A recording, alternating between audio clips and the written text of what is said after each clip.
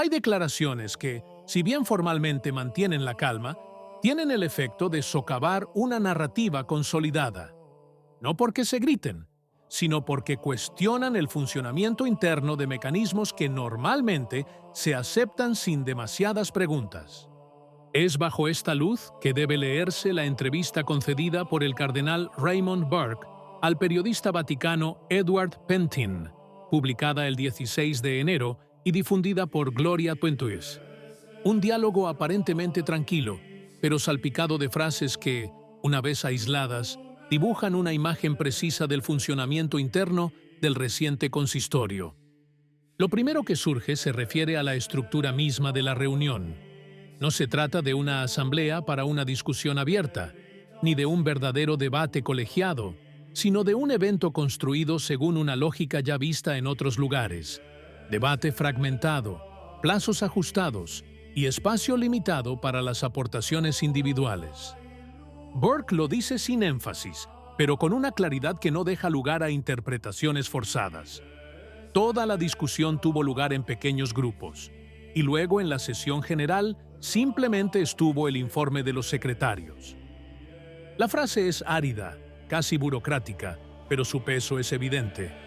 La sesión plenaria, que tradicionalmente debería ser el núcleo de las discusiones cardenalicias, se reduce a un momento de retroalimentación, no de diálogo. Esto abre un segundo nivel de interpretación. El consistorio, así estructurado, no favorece la circulación real de ideas, sino su canalización. Burke lo insinúa al explicar que no se preveían intervenciones verdaderamente libres. Las sesiones plenarias, aquellas formalmente abiertas a todos, fueron limitadas en tiempo y número. Cada discurso estaba limitado a 3 minutos, afirma el cardenal, añadiendo una cifra que pesa como una piedra de molino. Solo 15 cardenales podían hablar en una sesión. Considerando la presencia de más de 160 cardenales, el resultado es claro. Muchos guardaron silencio, no por decisión propia, sino por estructura. El silencio, en este contexto, no es accidental.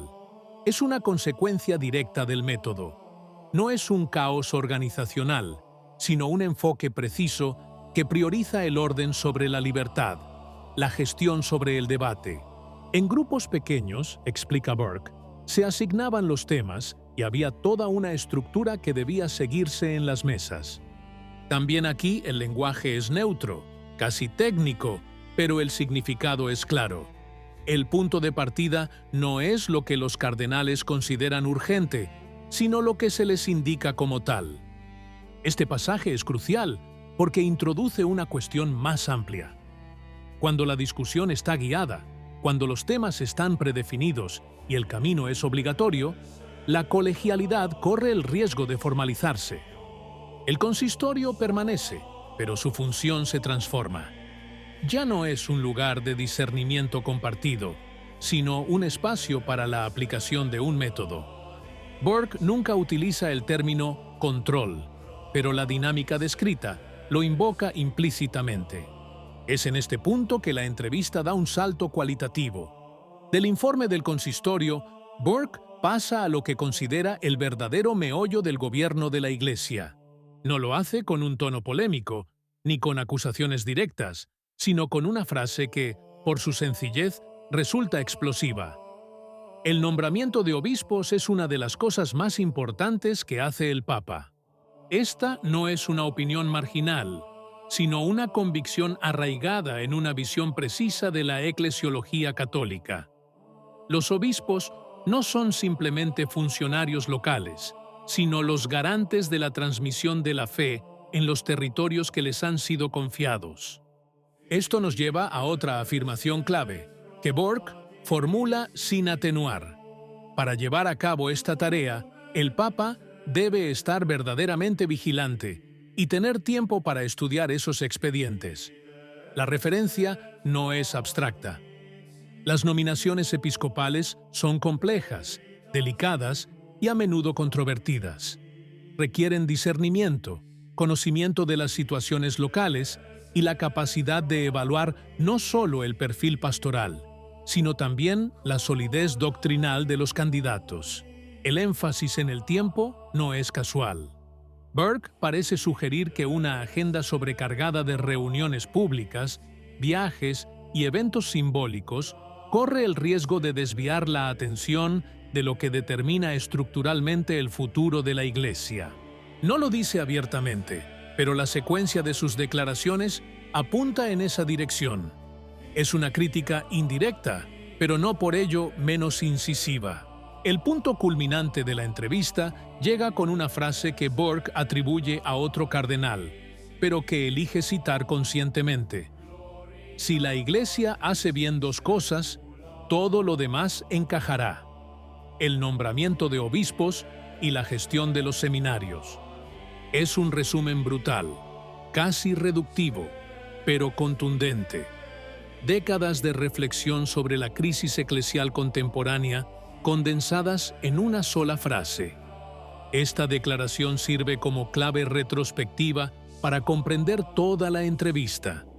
El consistorio sin debate, el tiempo limitado, los temas asignados, todo se reinterpreta a la luz de una preocupación más profunda.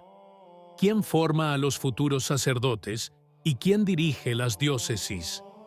Si se descuidan estos dos pilares o se gestionan con criterios inadecuados, cualquier reforma ulterior corre el riesgo de ser superficial. No hay ningún ataque personal en las palabras de Burke. No hay acusaciones directas ni se mencionan nombres explícitamente. Sin embargo, el mensaje es inequívoco. La forma importa, pero no puede sustituir la sustancia. La sinodalidad, si se reduce a un método organizativo, pierde su esencia.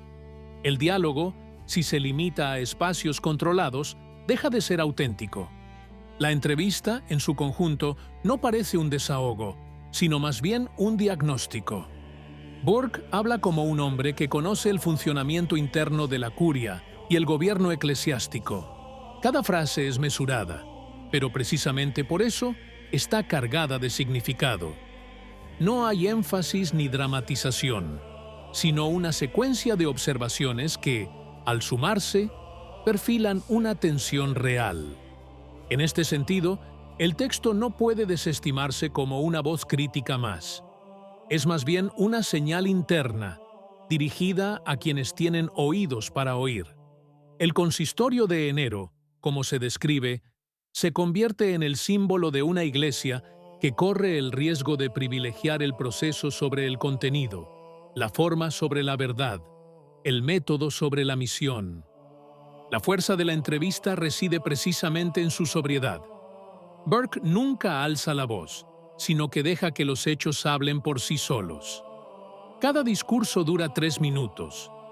Se entrevista a 15 cardenales.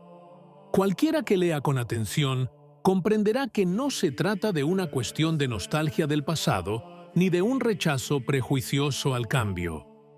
El quid de la cuestión es diferente. Sin un liderazgo sólido en las diócesis y una formación auténtica en los seminarios, cualquier reforma resulta frágil. Y sin un diálogo auténtico entre los pastores de la Iglesia, incluso las decisiones más solemnes corren el riesgo de nacer ya debilitadas. Simplemente recuerda lo que, en la tradición católica, siempre se ha considerado esencial. Y es precisamente esta sobriedad la que lo hace inquietante para muchos. Porque lo que se dice no es nuevo, pero con demasiada frecuencia se ha dejado de lado. En el silencio mesurado de un cardenal que sopesa cada palabra, surge una pregunta implícita. ¿Quién decide realmente el futuro de la Iglesia? ¿Y con qué criterios? El consistorio de enero, como se ha informado, no ofrece respuestas tranquilizadoras. ¿Qué opinas? Si te gustó el video, comenta amén. Que Dios te bendiga.